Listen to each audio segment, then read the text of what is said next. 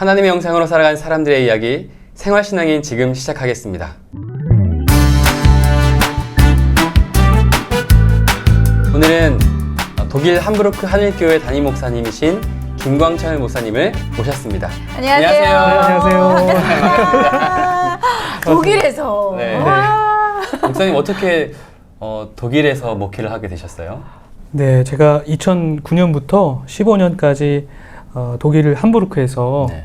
상호 종교 교육에 관련돼서 공부를 하다가요. 그 유학 기간 중에 네. 한 2년 반 정도 함부르크 한인교회 교육부를 섬겼어요. 그래서 그 계기가 돼서 다시 성도님들께서 기억해 주시고 저를 청빙해 주셨습니다. 그래서 교회를 섬기게 됐습니다. 네. 담임 목사로 청빙 받으시고 목회하신 지 얼마 되셨어요? 이제 3년째 되어가는 것 같아요. 3년째. 예, 2019년부터 지금까지 네. 목회하고 있습니다. 함부르크 한인교회는 네. 어떤 교회예요? 한번 소개를 좀 잠깐 해주시겠어요? 독일 함부르크 한인교회? 예, 먼저 함부르크라고 하는 도시는 독일에서 두 번째로 큰 도시고요. 베를린 다음인가요? 맞습니다. 네. 부산처럼 네네. 굉장히 이 큰 도시? 항구 도시고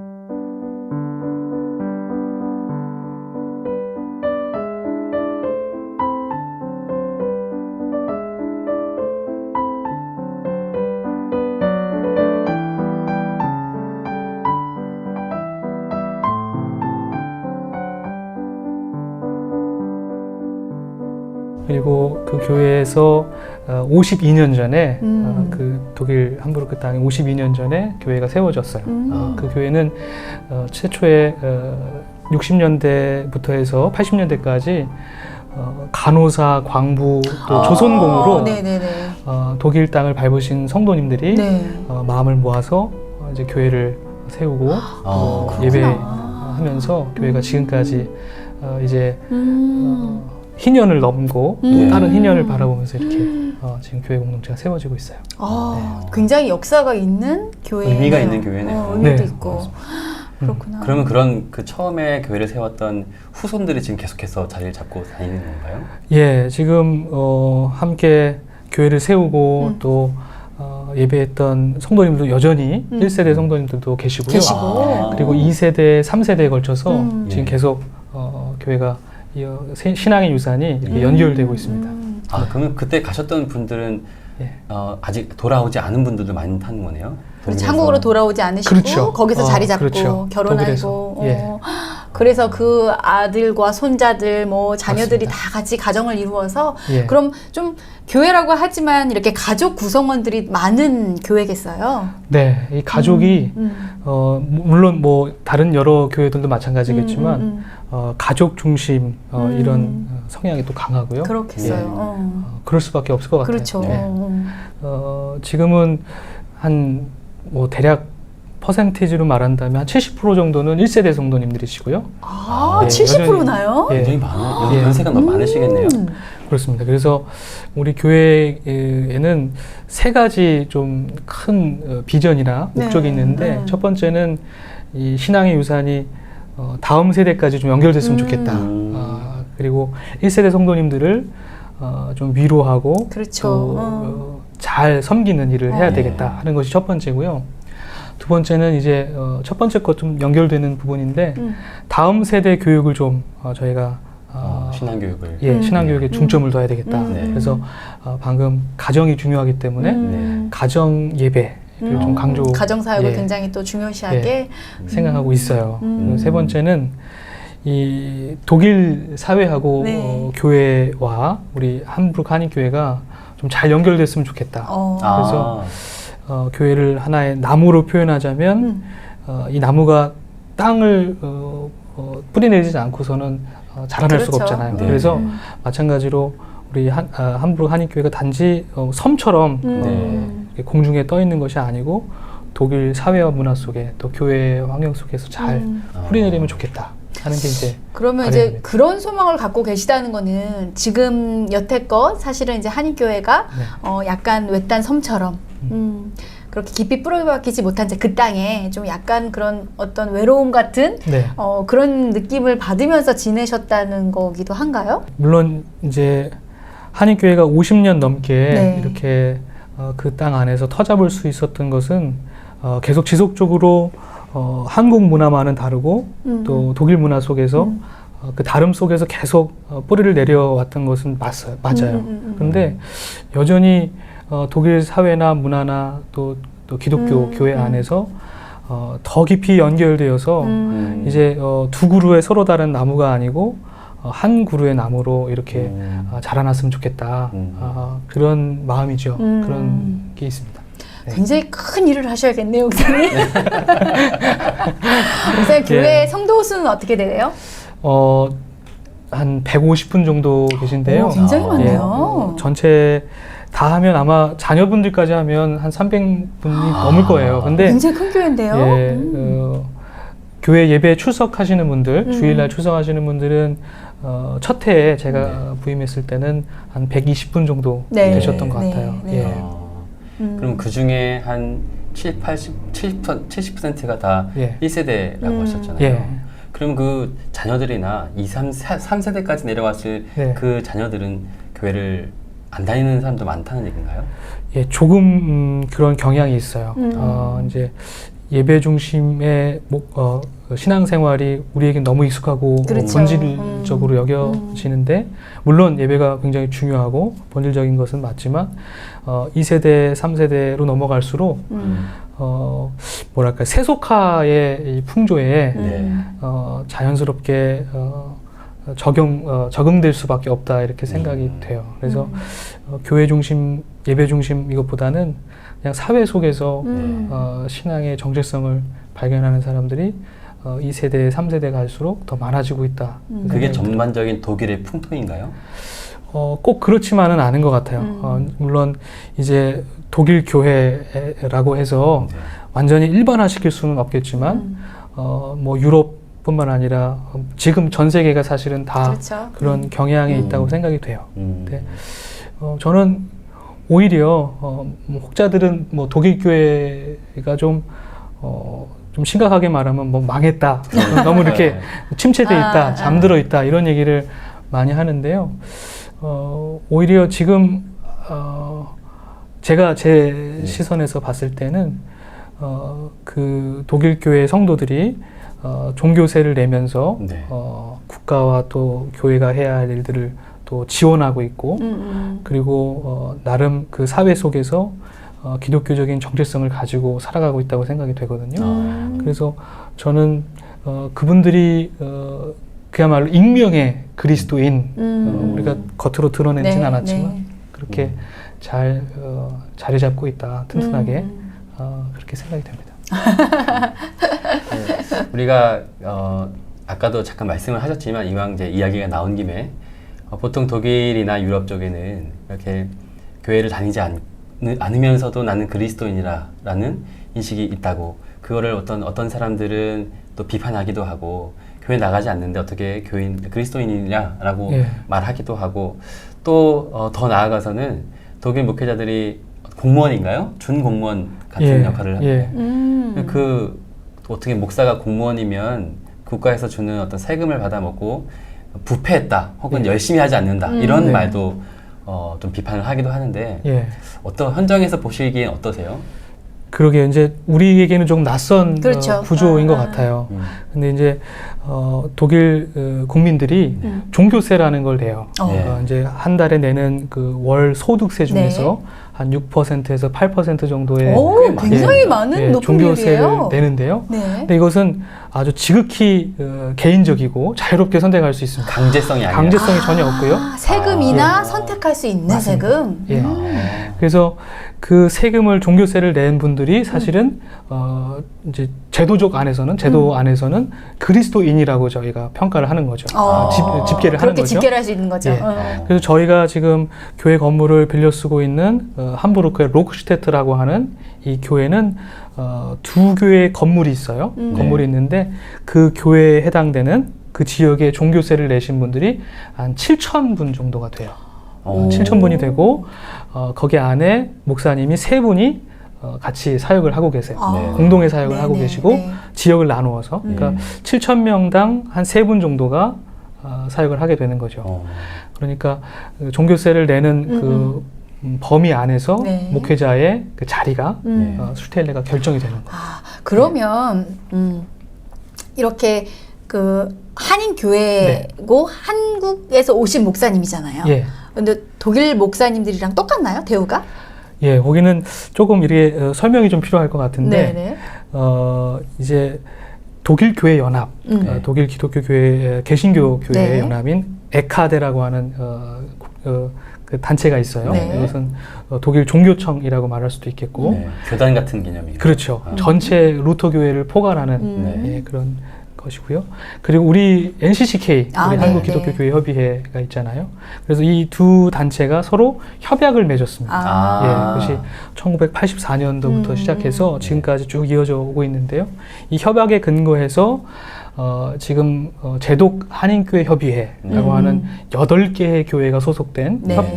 그런 어떤 총회 같은 네. 이제 총회 같은 그런 협의회가 만들어져 있어요. 그래서 함부르크 한인교회도 그 교회에 속하고 있어요. 그래서 공식적으로 루터 교회 에카데와 관계를 맺고 있고요. 그리고 저와 같은 경우에는 5년 동안 지금 이 함부르크 한인교회를 섬기고 네. 5년이 다 될 즈음에 이제 네. 공동회를 통해서 재신임을 물어서 앞으로 사역을 연장하게 되는 거거든요. 그래서 저는 형식적으로는 사실은 루터교회 목사님들과 똑같은 처우를 받으면서 네. 이렇게 사역하고 있고요. 한인교회는 교회를 섬기는 목회자를 추천할 수 있는 그래서 그렇구나. 이렇게 관계가 되는 거죠. 목사님 그러면 종교세를 낸 사람들은 헌금 안 내나요? 네, 그것도 뭐 각자 다 다르겠죠. 근데 이제 독일 교회 예배도 헌금을 냅니다. 당연히 네. 예, 헌금을 드리는 것이 굉장히 중요한 예배의 순서 중에 하나이고 헌금을 드리지만 우리 이 한국 교회처럼 성도들처럼 때때마다 11조를 내거나 감사헌금을 내거나 뭐 주정헌금을 내거나 하는 것은 없는 것 같아요. 없는 것 같고 다만 이분들은 이제 물론 교회 와서 예배 하는 중에 또는 예배 후에 이렇게 헌금을 드리는데 우리가 생각하는 것만큼 그렇게 많은 돈을 그렇게 가져와서 11조처럼 내지는 않습니다. 기본적으로 종교세가 종교세가 있으니까 예. 그게 거의 11조 개념이거든요. 예. 그렇겠네요. 그러면은 목사님들은 그 종교세에서 월급 사례비를 받는 그런 그렇죠. 형태인 거죠? 예, 맞습니다. 아마 우리 교인들 굉장히 생소하게 느껴질 네. 것 같아요. 그럴 것 같아요. 저는 이제 사실은 한인 교회들이 여러 교회들이 있지만 저와 같이 독일 교회와 이렇게 연결이 돼서 독일 교회로부터 사례비를 받으면서 사역하는 분들이 또 다른 분들도 계세요. 그러나 한국 교회처럼 독립적으로 재정이 운영되는 교회들도 한인 교회들이 있어요. 예. 그러니까 같은 이제 한인 교회라고 하지만 그러한 관계가 있는 교회가 있고 없는 교회가 상황이 있고. 또 다르네요. 예, 조금씩 다릅니다. 아까 목사님 얘기 중에 그 교회를 빌려 쓰신다는 말씀을 하셨어요. 근데 네네. 제가 알고 있기로는 많은 한인 교회들이 자체 교회당 건물을 갖고 있지 않고 본래 있는 그곳의 그 교회를 빌려 쓰는 걸로 알고 있는데 지금 함부르크 한인 교회도 그런 형태인가요? 네. 근데 뭐 300명이나 되는 교인들인데 우리 한국의 시각에서는 참 아니 교회가 없다고 300명의 교인들이 네. 그럼 어떻게 모이나? 뭐 네. 굉장히 어려워할 것 같은데 어떻게 예배를 드리고 있어요? 제가 사역하고 있는 지역은 록슈테트 교회인데 네. 그 록슈테트 지역인데 거기에는 교회 건물이 2개가 있어요. 그래서 한 그 교회 건물 지역에 2개라는 예, 건가요? 그렇죠. 그래서 한 교회 건물을 저희가 온전히 주일에 네. 다 사용할 수 있습니다. 그리고 그래서 독일 사람들은 어떻게 예배드리고? 독일 교회는 다른 같은 지역이지만 다른 교회 건물을 사용해서 그 교회에서 예배를 드리고요.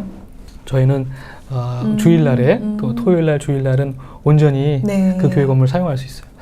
다만 이제 같은 건물을 사용하다 보니까 이제 이 장소 사용에 관해서는 먼저 예배를 제외하고 다른 먼저 것들은 찜하는 사람이 그렇죠. 임자 같은.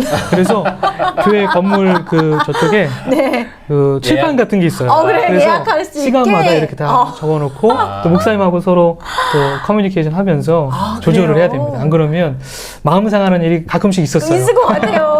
맞아요. 아니 물론 뭐 이제 우리 한국에서는 사실은 교회가 비어 있는 시간이 사실 없잖아요. 그쵸. 우리는 네. 항상 새벽 예배 드리고 네. 수요 예배, 금요 예배, 또 뭐 새신자반이다 뭐다 중보교도집이다 항시 막 돌아가는데 그렇게는 사실은 어렵겠다는 생각이 좀 드네요. 네. 같이 쓰다 보니까. 맞습니다. 그러면 어떤 예배의 형식이나 내용은 한국이랑 비슷한가요?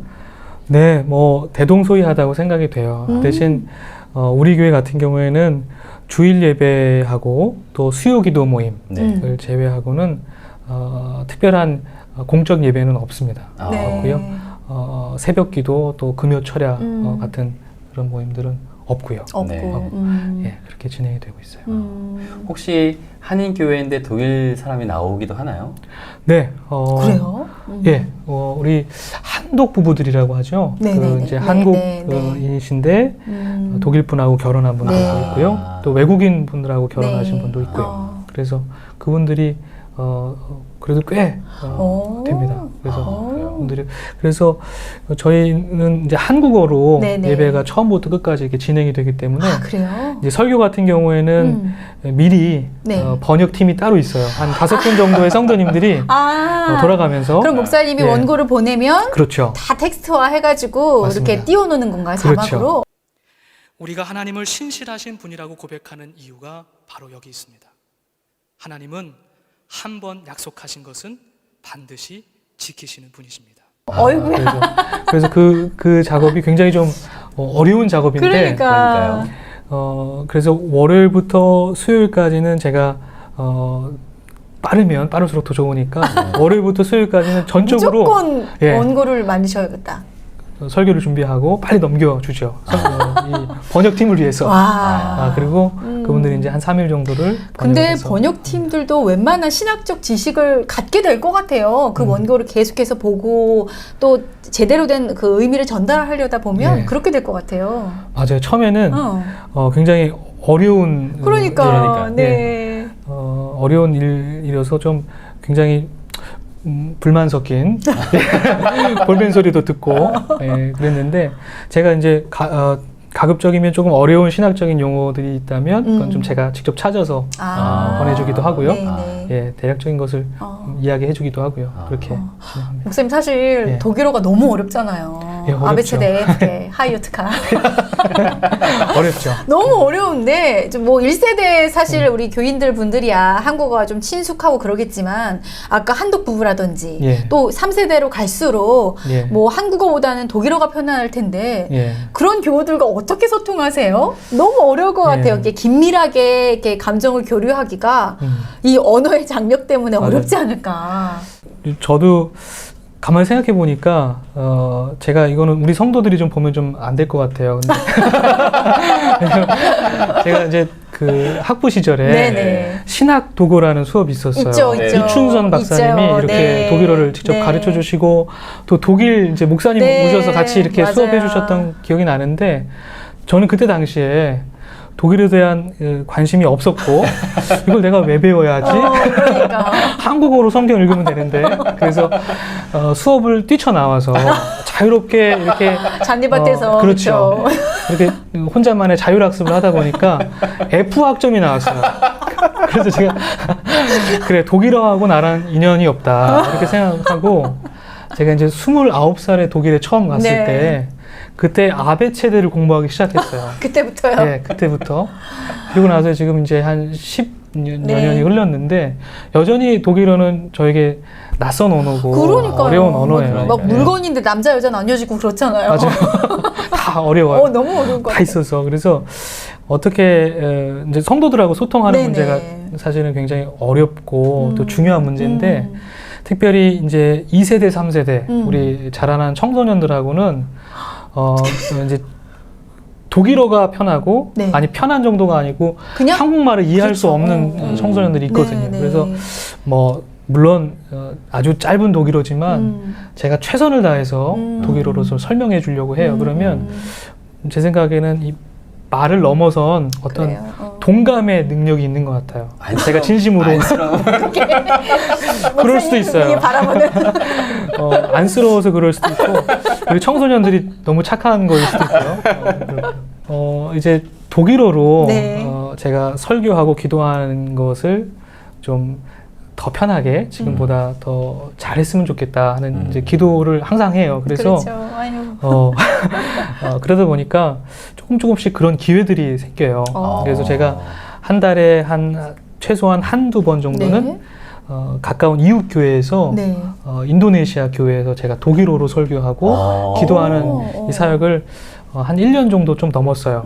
이제 그 인도네시아 교회가 두 교회가 있는데 네네. 페르키 카카이, 페르키 함부르크 두 네네. 교회가 있는데 그 교회는 담임 목사님이 없으세요. 아. 그런 상황이고 그분들이 이제 에큐메니카 이런 모임에서 만나게 되면서 그분들이 저에게 설교를 부탁을 했어요. 그래서 막 사례비도 걱정하고 막 그러더라고요.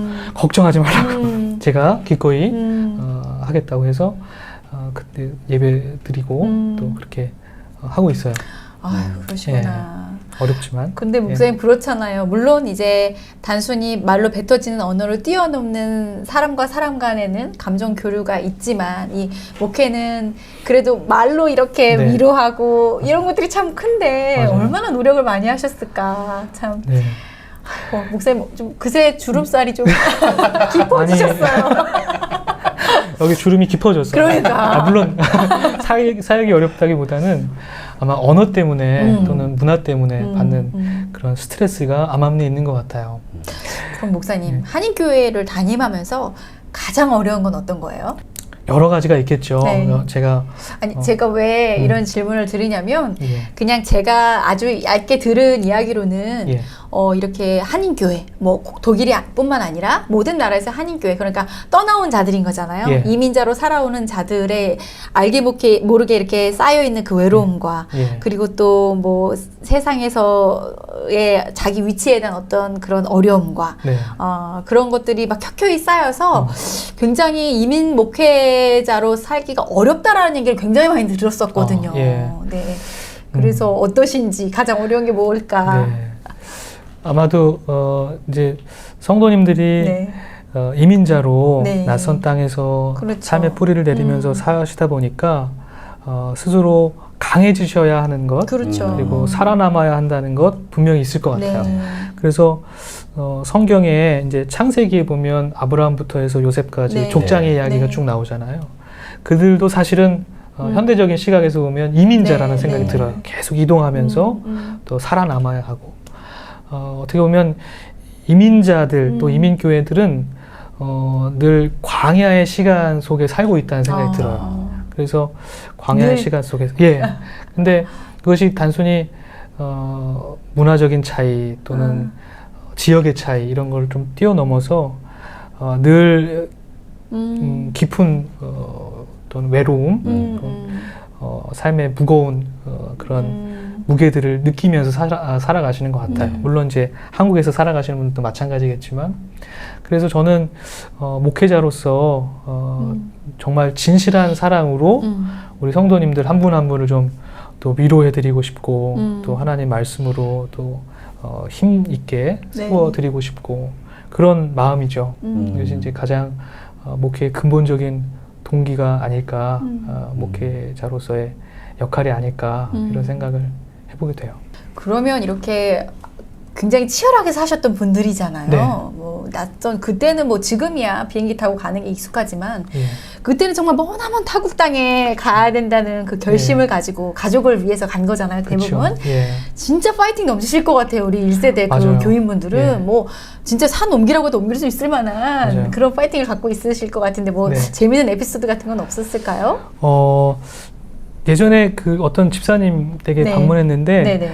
사진 한 장을 보여주신 적이 있었어요. 네. 그랬더니 그 사진은 한복을 곱게 차려입으시고 그 함부르크 메인 스트릿이 있어요. 네네. 멘큐백 스트라스라고 거기를 아주 멋진 한복을 입고 지나가시는 모습인데 그게 굉장히 한복이 굉장히 낯설 그렇죠. 그 독일 땅에서는 얼마나 사람들에게는. 낯설어요? 근데 그게 우리 성도님들에게는 가장 좋은 옷이고 가장 격식을 갖춘 옷이고 라고 이제 좋은 기분 내고 싶을 때 한복을 다 곱게 차려입고 그렇구나. 가신 적도 있고 뭐 웃지 못할 에피소드는 뭐 이제 한국 분들이 이제 또 원기 보강을 하기 위해서 뭐 드세요. 보통은 뭐 그렇죠. 이제 보신을 해야 되니까. 그렇죠. 네. 그래서 이제 그런 걸 이제 어떻게든 해보자 해가지고 마트에 가신 거죠. 마트에 갔는데 거기 깡통에 이제 강아지 그림이 이렇게 그려져 있는 거를 찾으신 거예요. 그래서 직접 뭐 마트 보시고 했는데 그게 뭐겠어요. 강아지들이 먹는 그런 거였다고 하더라고요. 예전에 아주 초창기에. 그런 일들도 추억이네요, 있었고. 어떻게 분들에게는.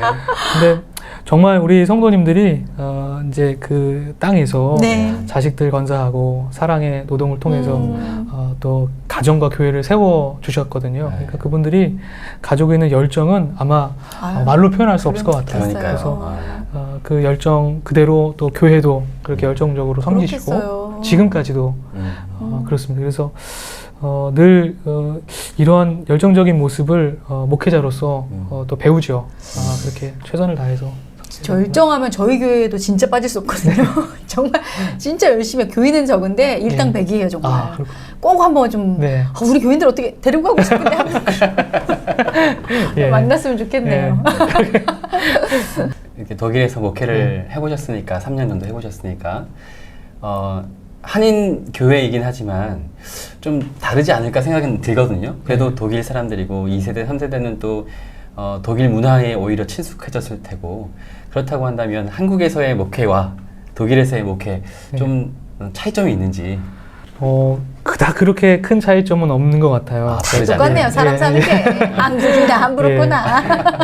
큰 차이점은 없지만 그래도 목회자 개인으로서는 굉장히 시간을 더 유연하게 목회 계획을 세울 수 있고 한 주간도 그렇고 한 달도 그렇고 1년도 그렇고 조금 더 어떤 제도적인 틀 없이 그 안에서 자유롭게 그것을 정해보고 또 실천해 볼 수 있는 그런 것 같아요. 왜요? 우리 교회 같은 경우에. 왜? 왜일까요? 생각해보면 우리나라는 담임 목회자가 새벽 예배, 수요 예배, 또 금요 기도회, 주일 예배 사실 일주일 동안 기본적으로 해야 할 모임이 굉장히 많은데 아까 전에 주일 예배, 수요 예배, 기도회 두 개 있다고 말씀하셨으니까 그래서 그런가? 뭐 그런 걸 수도 있을 것 같아요. 그리고 하긴 한국은 또 교회와 교인의 삶이 너무 밀접하죠. 네. 또 근데 독일은 또 조금 다를 것 같기도 하고. 이제 저는 이제 성도들을 사실은 과거 유학 시절부터 사역을 하면서 조금 사귐이 있었기 때문에 다시 담임 목회자로 돌아왔을 때 그렇게 큰 어려움은 없었어요. 근데 목회자가 사실은 너무 형식적인 해야 할 행정적인 업무들이 굉장히 많잖아요. 많죠. 근데 많죠. 제가 감사한 것은 한인교회를 섬기면서 그런 형식적인 일들은 조금 줄이고 또는 그것을 잘 안배해서 아주 집약적으로 그것을 이루고 나머지 목회자가 가장 근본적으로 해야 되는 본질적인 일들이 뭘까. 그 중에 하나는 목회자가 말씀을 깊이 연구하고 말씀대로 살아가려고 발버둥치고 몸부림치는 것이 가장 첫 번째겠다. 그리고 두 번째는 성도들을 품어서 기도하는 일이 두 번째겠다. 이렇게 생각이 들어요. 그래서 저는 나름대로 일주일에 그 어떤 시간을 계획을 세워서 오전, 오후 또는 월요일부터 수요일까지 또 이렇게 요일별로 좀 나누어서 그렇게 진행을 하는 편이에요. 그러니까 이렇게 유연하게 제가 할 수 있는 것은 아마도 성도님들이 그렇게 어떤 형식적인 무엇을 해야 한다는 그런 당위적인 것을 목회자에게 기대하기보다는 목회자를 신뢰하고 맡겨두는 그런 부분이 큰 것 같아요. 그런 부분에 있어요. 목사님 궁금한 게 있는데 한국에서는 한국 교회에서는 사모라는 그 직책이라고 해야 되나요? 하여튼 사모의 역할이 굉장히 중요하잖아요. 사모 대학이라는 것도 있고 또 각각 교회에서 사모에게 바라는 게 굉장히 많기도 한데 독일에서는 어때요? 독일 교회는 어떤가요? 사모의 역할이 또 비중이 큰가요? 제가 사실은 독일 교회 그 아주 깊숙한 곳에서 일을 하기보다는 사실은 한인 교회에서 사역하다 보니까 완전히 제가 독일 교회를 다 이해한다고 말하기는 좀 어려울 것 같아요. 네네. 함부르크 한인 교회는 어때요? 그럼? 저희 교회 같은 경우에는 물론 목회자마다 조금 다르겠죠. 근데 저의 입장은 또 성도들의 입장은 어떻게 모르겠어요. 근데 어떤 기대를 하시는지는 자세히는 모르겠지만 저는 이제 교회가 또는 하나님께서 사역자를 부르실 때는 저 목사 개인을 부르신 거라고 생각이 돼요. 이제 물론 우리에게는 브리스길라와 아굴라처럼 부부가 한 팀이 돼서 두 분처럼 이렇게 헌신적으로 사역하는 것도 물론 좋은 모델일 수 있지만 제가 경험한 한국에서의 목회 여정에서를 보면 사모님들이 적지 않은 스트레스를 받으시는 것 같아요. 그러니까 사역에 관련돼서. 그리고 실제로 제 전임자분들도 역시 그렇게 열정적으로 사역을 하셨었어요. 사모님들도 역시. 근데 저 같은 경우에는 조금 입장이 다른 것이 제가 신학을 공부하고 목회자로 부름받은 것은 저이잖아요. 그러니까 아내는 제가 사랑하는 사람이고 저와 함께 살아가는 사람일 뿐인 것이죠. 그런데 다만 만약에 아내가 원하고 또 아내가 기꺼운 마음으로 할 수 있다면 저는 그것은 정말 좋은 일이라고 생각이 돼요. 그런데 성도들이 또는 혹 교회가 이것을 공식적으로 요청한다는 것은 사실은 그렇게 제가 보기에는 건강하게 보이지는 않아요.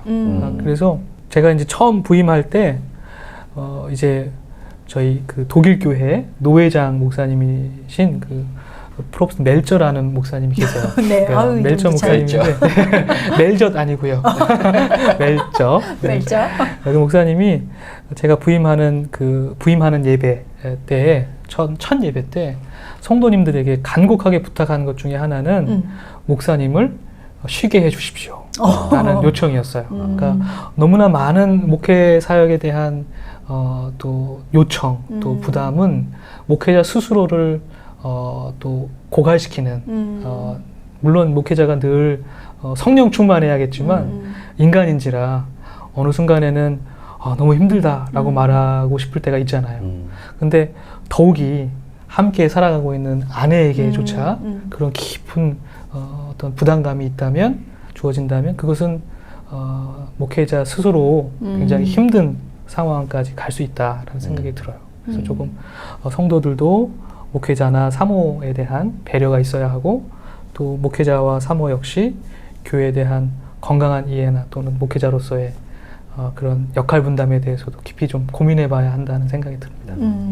그럼 목사님도 이제 독일로 교회로 가겠다고 결정을 하실 때 목사님도 가정이 있으시니까 사모님도 그렇고 아이들도 또 있잖아요. 그쵸. 그러면 목사님도 마찬가지로 이민자의 삶을 살아야 할 텐데 맞아요. 가족들과 어떻게 그 상의하시고 또 결정을 하셨어요? 다들 온 가족들이 그래도 기꺼이 갑니다라고 다 처음부터 이렇게 흔쾌히 수락을 하셨나요? 사실은 그 아내하고 유학 시절 한 6년 정도를 같이 독일에서 살면서 유학을 같이 하셨구나. 네. 그때 이제 결혼 이후에 바로 이제 저희가 함부르크에서 살게 됐죠. 학생 기숙사에서 살면서 첫 아이도 이제 태어났고 그렇게 지내다 보니까 그때 당시에는 사실은 굉장히 경제적으로도 힘들고 상황적으로도 뭔가 굉장히 어려운 시기였어요. 근데 그리고 나서 이제 비행기를 타고 함부르크에서 한국으로 돌아올 때 제가 혼잣말로 공항에서 하나님, 제가 이 땅을 좀 다시 밟고 싶습니다. 그 이유는 제가 만난 성도들하고 더 깊이 교제하는 시간이 있었으면 좋겠고, 더 구체적으로 말하면 1세대 성도님들, 지금 연세가 많으신 성도님들, 그 성도님들이 하나님 품에 안길 때 제가 옆에서 그들을 위로하고 축복하는 역할을 했으면 좋겠습니다라는 혼잣말을 했었어요. 근데 저는 그 말을 하나님께서 들으셨다고 생각해요. 그렇고 그리고 이제 다시 한국으로 돌아와서 사역을 이어서 쭉 하는데 아내에게 하나님께서 특별히 어떤 그런 마음을 허락하여 주셨어요. 이제 제가 앞으로 목회자로서 걸어가야 할 모습을 보여주신 거죠. 그리고 그것도 아내가 한 1년 정도를 말하지 않았어요. 마치 마리아가 예수에 대한 잉태 소식을 듣고 또 그런 어떤 하나님과의 직접적인 관계를 맺고 또 요셉도 그것을 참고 기다린 것처럼 아내가 그렇게 했고요. 그래서 저도 사실은 긴가민가 했죠. 지금까지 사실은 목회자로서 하나님께서 나를 부르셨다. 이 부르심의 소명이나 이 사역에 대해서는 늘 저의 자유의지로 내가 내 힘으로 선택하고 내가 그 사역지를 간다고 생각했어요. 사실 솔직히 말씀드리면 내가 선택하는 거죠. 예, 그렇게 생각했어요. 왔죠. 근데 처음으로 담임 목회로 가면서 하나님께서 함께 하고 계시구나. 물론 이제 하나님께서 저에게 자유를 주셨지만 네. 하나님의 계획이 있구나 하는 것을 제가 다시 한번 더 깊이 생각하게 된 것 같아요. 네. 그래서 이제 사실은 앞으로 목회 여정이 어떻게 될지 알지 못하지만 그리고 이것은 순수하게 나의 선택은 아니구나. 하나님의 인도하심이 분명히 있구나 하는 것을 이제 제가 조금 느끼고 또 고백하게 되는 것 같아요. 네. 그래도 한국이 그리울 때가 있으시잖아요. 그렇죠. 그렇죠. 언제 제일 그리우세요? 나는 가서 한 3달쯤 정신없이 막 정리하다가 그때부터 막 외로움이 찾을 것 같은데 언제 제일 그리우세요? 사실은 뭐 매일매일 보고 싶죠. 사랑하는 가족들도 보고 싶고 제가 순댓국밥을 제일 좋아하는데 아이고 어떡하냐. 예. 좀 보내드려야 되겠네요. 어떡하냐 정말. 순댓국밥도 먹고 싶고 그렇습니다. 근데 그런 그리움이 찾아올 때마다 최대한 먹고 싶은 게 있다면 그 식재료를 최대한 열심히 구해서 가장 비슷한 맛을 내려고 노력합니다. 그래서 그것을 해 먹어요. 그래서 그걸 먹으면서 조금 이렇게 해결을 하고 그리고 요즘에는 이제 뭐 영상 통화도 다 되고 네. 하니까 연락도 자주 하게 되고 그러면서 조금 마음의 위로를 얻는 것 같아요. 아이들도 있잖아요. 예. 두 아이들. 그렇죠. 어떻게 아이들은 잘 적응하고 잘 지내나요? 예, 이제 아이들이 이제 첫째 아이가 이제 독일에서 태어났는데 그리고 와서 한국에서 지내다가 다시 이제 독일에 가서 유치원부터 이제 초등학교에 지금 2학년 올라가요. 네. 그러니까 이제 지난 코로나 때문에 사실은 적응하기가 좀 어려웠어요. 마찬가지겠네요, 예, 저희랑. 맞습니다. 그래서 이제 독일어도 배우고 또 친구도 사귀고 하는데 정말 열심히 살더라고요. 대견하게. 자기 나름대로 최선을 예. 다하면서 아이고 맞아요. 그랬구나. 너무 고마워요. 대견스럽고. 네. 그렇습니다. 지금 이렇게 여기가 독일은 아니잖아요. 어떻게, 그래요. 어떻게 한국에 다 휴가를 받으신 건가요? 맞습니다. 휴가를 받아서 저희 어머니가 생신을 맞으셔서 가족들끼리 한번 같이 모이자 그런 계획을 세우고 3년 만에. 네. 어머니 네. 생신 때문에 예. 독일에서 여기까지. 효자네요, 효자. 근데 코로나 때문에 2주간 동안 자가격리를 하는 바람에 조금 시간을 이렇게 넉넉하게 쓰지는 못했어요. 그렇겠네요. 그래도 뭐 가족들 만나고 친구들도 만나고 또 제가 좋아하는 순대국밥도 먹고 그렇게 알차게 지내고 네. 사실 오늘 이제 다시 얼마간 한국으로 한국에 지금 그러면 네. 계셨던 거예요? 한 달 딱 있었죠. 한 달? 6월 28일 날 그럼 출발해서 목사님 안 계신 동안 네. 한인 교회는 어떻게? 제 이제 동료 목사님들에게 부탁드리고 또 함께 음. 사역하는 부교육자 전도사님에게 두 교회에서 부탁드리고. 굉장히 양해를 해주신 거네요. 그러면. 그렇죠. 예. 그렇습니다. 원래 이렇게 휴가가 길어요? 네, 좀 부러우실 수도 있겠지만 이게 원래 휴가인 거예요? 그렇죠. 그냥 예. 어떤 특별한 이벤트가 아니라? 그렇죠. 저는 이제 독일 교회에 완전히 소속된 목사는 아니지만 네네네. 5년 동안 함께 연결돼서 네. 사역을 하기 때문에 독일 교회 목사님들하고 똑같은 처우를 받습니다. 그래서 독일 교회 목사님들은 1년에 44일 예. 44일 휴가라고요? 그래서 한 달만. 대략 한 6주 정도를 주신다고요? 예, 그렇게 사용할 수가 있어요. 야. 예, 그래서 이것은 법적으로 보장된 거기 때문에 그러니까 이야말로 권리죠. 그 목사님에 대한 노동법에 그러면 그렇죠. 그렇게 되고 그것이 다 쓰지 못하면 제가 알기로 내년 이제 그 다음 2월. 년에 2월 돼서 근데 한 6월 정도까지는 써야 된다고 제가 알고 있어요. 그렇구나. 그렇게 사용되죠. 예. 그러면 그게 제도적으로 마련이 돼 있네요. 그렇죠. 목사뿐만 아니라 목회자뿐만 아니라 다른 직종도 마찬가지인 건가요? 그렇죠. 이것도 뭐 우리나라도 마찬가지겠지만 그렇죠. 노동법에 딱 정해진 대로 근데 그 휴가 일수는 아마 조금 더 많은 거라고 생각해요. 저희 노동법 좀 바꿔야 되겠네요. 예. 아무튼 그래도 저는 목회자에게 이렇게 쉼이 중요한 것이구나. 그래서 첫 해는 사실은 그 휴가 그 일수가 많은데도 불구하고 여러 상황도 그렇고 또 스스로 눈치가 보이더라고요. 그렇죠. 아무도 눈치 주는 사람이 한국 사람은 없는데 왠지 좀 한국 사람 그렇죠. 그렇게 못 쉬어하시라고 하죠. 성도님들도 아무 말 안 했는데 제가 스스로 그걸 못 하겠더라고요. 그래서 한 2주 정도 쉬고 또 이렇게 좀 시간 지나서 또 쉬고 이렇게 했는데 지금은 그냥 쉬라 하셨으니까 정말 안식을 누리고 있어요. 그래서 한 달 좋네요. 목사님 기독교 교육 전공하셨잖아요. 네. 그래서 원래 제가 알고 있기로는 작년에 코로나만 아니었다면 그 독일에 있는 학생들, 청소년들이랑 함께 평화 캠프를 만드셔서 한국에 오려고 하는 계획이 있었잖아요. 그 청소년들과 함께하는 평화 캠프가 어떤 건지 잠깐 소개 좀 해주시겠어요? 예, 저희 이제 교회가 세대를 걸쳐서 계속 더 뿌리내리고 세워지려면 다음 세대가 굉장히 중요한데 그 다음 세대들에게 무엇을 전해줄 수 있을까라는 고민을 했어요. 그리고 제가 한국에서 사역하면서 국경선 평화학교 정지성 목사님께서 하시는 국경선 평화학교를 알게 됐고 또 이제 뉴욕 우리 교회 그리고 국경선 평화학교 또 우리 강남교회 예, 그리고 함부르크 한인교회 또 이렇게 독일 아우크스부르크에 있는 YMCA 이렇게 연결이 돼서 서로 이렇게 네트워크를 만들고 그 이제 매해마다 어떤 청소년 평화 캠프를 진행을 해 왔어요. 저도 원래 해 왔었던 프로그램 중에 예, 그래서 강남교회 제가 사역을 하면서 너무 좋은 프로그램이다. 그래서 우리 함부르크 한인교회를 섬기기 시작하면서 우리 다음 세대들에게도 이런 평화에 대한 이야기를 좀 해주고 싶은 생각이 있었어요. 특별히 독일은 이제 분단 국가였다가 다시 하나로 통일이 된 국가잖아요.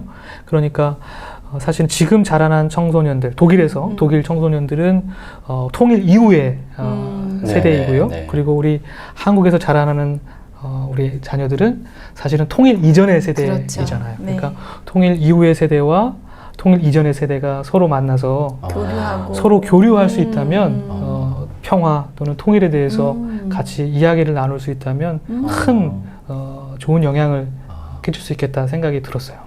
그래서 사실은 작년에 비행기 티켓도 다 끊어놓고 아이들과 올 생각으로 그렇죠. 그랬는데 안타깝게 좀 취소하게 됐지만 앞으로 제가 사역을 하게 되는 동안에는 이제 독일 청소년들 또 우리 한인교회 청소년들 또 어떤 이방이라는 말이 좀 그렇다.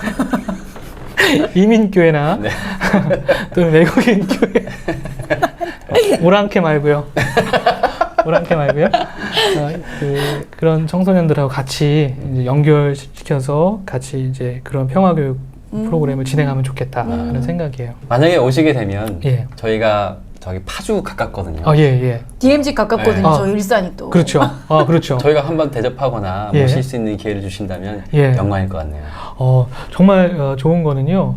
이제 사실은 제가 작년에 그 프로그램을 준비하면서 재정적으로 그렇게 넉넉하지 않은 상태에서 이제 청소년들을 데리고 이제 이동하면서 또 숙박하고 그렇게 하려면 굉장히 많은 그렇죠. 그래서 독일 교회에게도 지원을 좀 부탁하고 그런데 만약에 한국에 있는 교회들이 그렇게 서로 연결될 수 있다면 굉장히 서로 좋을 것 같아요. 그래서 만약에 우리 한국에 있는 청소년들이 독일에 방문할 계획이 있다면 우리 교회를 통해서 또 뭐 베이스 캠프 삼아서 쭉 연결할 수 있는 것도 한번 생각해 볼 수 있지 않을까 그런 생각입니다. 그렇다면 혹시 이렇게 독일 함부르크 한인교회와 우리 일산제일교회와 무슨 어떤 협력을 할 수 있는 그런 게 있을까요?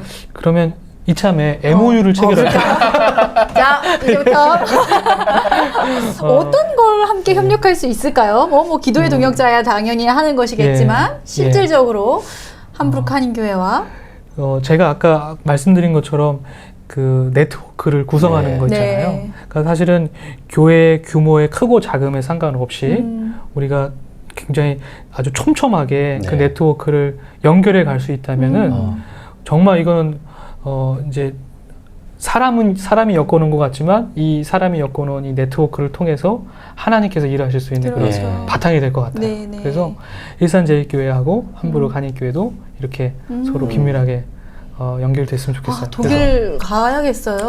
구체적으로 날짜를 잡죠. 아니 그리고 또 독일이 종교개혁의 본거지니까 뭐 우리 교인들이랑 함께 또 탐방을 하는 시간을 또 예. 가져도 너무 좋을 것 같고. 좋죠. 네. 예. 그리고 뭐 그쪽 청소년들이 와서도 저희가 또 너무 가까운 곳에 DMZC 있다 보니까 예. 또 뭐 숙식을 제공한다든지 아니면 함께 그곳을 가보는 네. 것도 좋겠고, 사실은 생각해 보면 여러 가지 가슴 뛰는 일들이 좀 있을 것 같아요. 네, 맞습니다. 예. 네, 목사님 이제 3년 정도 목회를 하시고 교인들도 다 많은 관계를 가지셨을 텐데, 이민자들 1세대들 그리고 혹은 2세대, 3세대들 그들에게 어떤 목회자가 되고 싶으신지, 네. 그리고 어떤 것들을 좀 이렇게 목회자가 기본적으로 공부도 하고 나의 어떤 신앙적인 것들을 채워가겠지만 성도들을 위해서 좀 어떤 것들을 해보고 싶은지 네. 그런 생각이 있으신지. 네, 사실은 이제 아까 이민교회가 조금 가지고 있는 특별함이랄까요? 그런 걸 말씀드렸었는데, 이 성도들 안에서 이제 이민자들이다 보니까 서로 제한된 지역에 제한된 인원이 살아가고 있어요. 그러니까 관계가 그렇게 그렇겠네요. 새로 유입이 돼서 오는 인원들이 사실 그렇게 많지 않죠. 그렇겠어요. 그러니까 고정된 네. 상황 속에 있기 때문에 이 관계를 갖는 것이 굉장히 중요하고 이 관계 때문에 또 굉장히 큰 어려움을 경험하시기도 하시죠. 그렇겠어요. 정말 그렇죠. 생각해 보니까. 네. 그래서 이제 교회라고 하는 이 공동체가 사실은 관계잖아요. 네. 그러니까 그렇죠. 이제 서로 가정과 가정 또 사람과 사람의 관계일 텐데, 그래서 이 교회가 더욱더 건강해지기 위해서는 내가 어떻게 목회자로서 이 성도들에게 어떤 영향을 미칠 수 있을까, 말씀으로 어떻게 가르쳐 줄 수 있을까, 이런 생각을 하게 돼요. 근데 이제 저희가 이제 일반적으로 관계를 맺을 때는 서로 직접적인 관계를 맺잖아요. 서로에게 매이는 그렇죠. 관계이잖아요. 네. 그러니까 그리스도인의 관계는 사실은 이런 일반적인 관계하고는 조금 다른 것 같아요. 다르다. 그러니까 이게 보네포 목사님 말씀하신 대로 저와 이렇게 어떤 누군가가 있다면 이 사이에는 늘 예수 그리스도가 있어야죠. 그 사이에 둔 관계여야만 네, 네. 온전한 관계가 될 수 네. 있다고 생각이 네. 되고, 맞습니다. 네. 그리고 말씀과 기도를 매개로 해서 어떻게 이 관계가 더 질적으로 관계가 더 깊어지고 진실해지고 그래서 이 관계를 통해서 살아 계시는 하나님을 깊이 만날 수 있을까, 이것이 그 다리 역할을 하고 또 그 말씀으로 방향을 제시해 주는 역할을 하는 것이 목회자인 것 같아요. 네. 예. 사실 비슷한 것 같아요. 그 독일뿐만 아니라 어느 교회든 목회자라면 성도들 간의 관계가 개인적인 어떤 인간적인 관계가 아니라 그 속에 그 사이에 예수 그리스도를 통한 관계가 되어야 되는데 그게 사실 쉽지가 않잖아요. 네, 정말 어렵죠. 나도 모르는 사이에 인간적인 모습이 드러나고 또 예. 누군가의 인간적인 모습 때문에 실망하기도 하고 예.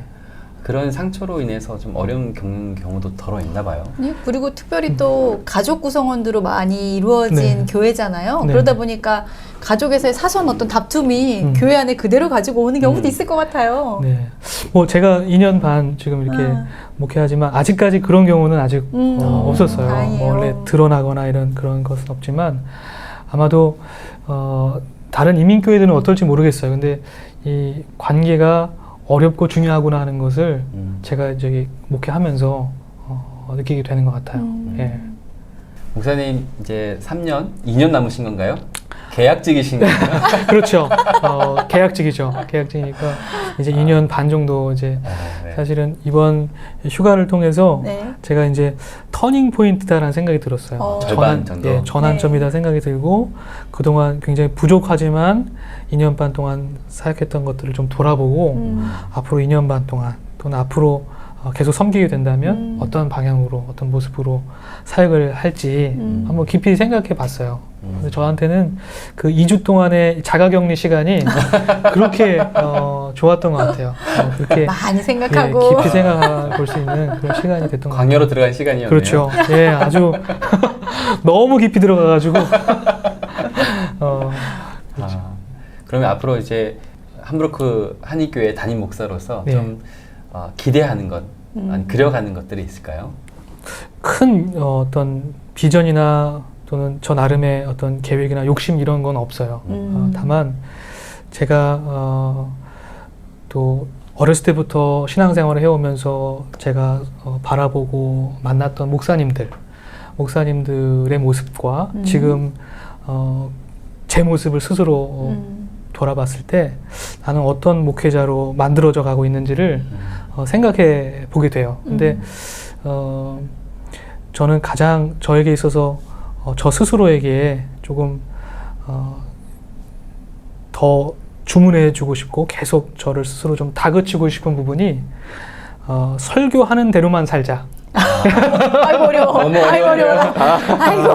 물론 이제 모든 목회자들이 가지고 있는 좀 실존적인 어려움일 것 같아요. 그렇죠. 어떻게 설교하고 자신의 삶이 일치될 수 있겠어요. 네. 그러니까 그 늘 고민이지만 최선을 다해서 그렇죠.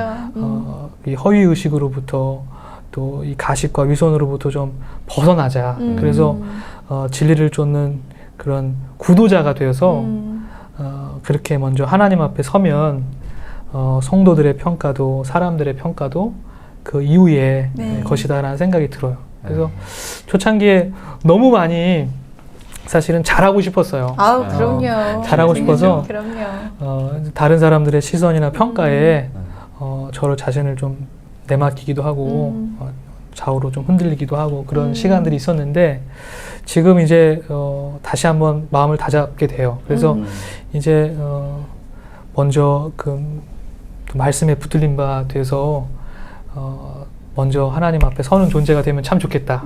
저 스스로에게 그렇게 계속 이야기해주고 있습니다. 네.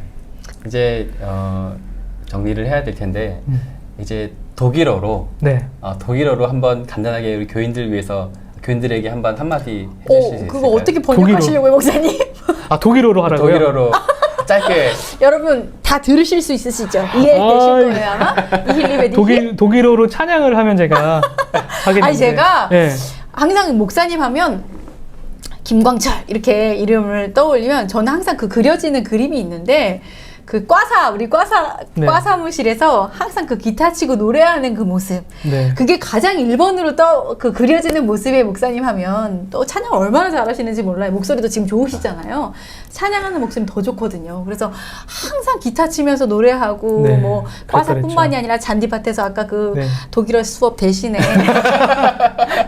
그런 모습들이 그려져서 저는 특별히 이렇게 좀 우리 교인들한테 좀 이렇게 찬양을 좀 선물해 주시면 어떨까라고 좀 부탁을 드려보고 싶어요. 사실 다른 독일어로 다른 분들한테는 네. 부탁을 드리진 않았는데 목사님께서 특별히 네. 사실 언지를 주셔서 제가 독일어 찬양 중에 좋아하는 찬양이 한 곡 네. 있긴 해요. 근데 음이 너무 낮아가지고 제가 잘 할 수 있을지 모르겠어요. 근데 하여튼 한번 해보죠. 네. 우리 박수로 오실까요? Wo ich aufstehe, du warst schon da. Wenn ich auch fliehe, du bist mir nah. Was ich auch denke, du weißt es schon. Was ich auch fliehe, du wirst verstehen. Und ich danke dir, dass du mich kennst und trotzdem liebst. Und dass du mich beim Namen nennst und mir vergibst. Herr, du richtest mir wieder auf. Und du hältst mich zu dir hinauf. Ja, ich danke dir, dass du mich kennst und trotzdem liebst. Und ich danke dir, dass du mich kennst und trotzdem liebst. Und dass du mich beim Namen nennst und mir vergibst. Herr, du richtest mich wieder auf und du hältst mich zu dir hinauf. Ja, ich danke dir, dass du mich kennst und trotzdem liebst. Ja, ich danke dir, dass du mich kennst und trotzdem liebst.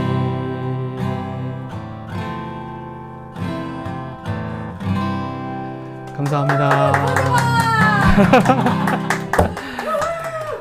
목사님 그러면 이제 목사님 지금 담임하고 계신 함부르크 한인교회에서도 이 유튜브 방송을 좀 보실 텐데 네. 좀 부탁을 드리면 함부르크 한인교회 우리 목사님 교인들에게도 한번 인사해 주시고 또 우리 네. 일산제일교회 우리 성도님들께도 좀 인사말을 좀 전해주시면 어떨까요? 예, 그렇죠. 함부르크 한인교회 성도 여러분 반갑습니다. 이곳에서 한국에서 휴가를 보내면서 이렇게 영상으로 또 인사를 드리게 됐습니다. 늘 부족한 종을 사랑으로 섬겨주시고 또 안아주셔서 감사하고요. 저도 함부르크 한인교회를 섬기면서 여러분들을 진실한 마음으로 또 섬기고 사랑하는 그러한 종이 될 수 있도록 노력하겠습니다. 늘 기도해 주셔서 감사하고요. 저도 성도님들을 위해서 또 말씀으로 또 기도로 늘 서 있겠습니다. 일산제일교회 성도 여러분 반갑습니다. 예, 부족한 종을 이렇게 인터뷰해 주셔서 감사하고요. 또 저도 이렇게 계기를 통해서 일산제일교회와 관계를 가지고 늘 기도하고 또 축복하고 응원하는 그런 관계로 나아갔으면 참 좋겠습니다. 늘 주 안에서 건강하시고 평안하시기를 기도하겠습니다. 감사합니다. 맞아. 목사님 이제 사실은 오늘 출국하시는 날이잖아요. 맞아요. 조금 있다가 비행기 타셔고 다시 독일 가야 되는데 저희 지금 인터뷰에 응해주신 거예요. 아유, 감사하죠. 죄송하고 감사합니다. 네. 귀한 시간 내주신 우리 너무 감사합니다. 김광채 목사님께 진심으로 감사드리고 아유, 감사합니다. 감사합니다. 앞으로 또 기회 되면 또 뵙도록 하겠습니다. 꼭이요. 독일에서 초대하겠습니다. 지금까지 김광철 목사님이셨습니다. 감사합니다. 감사합니다.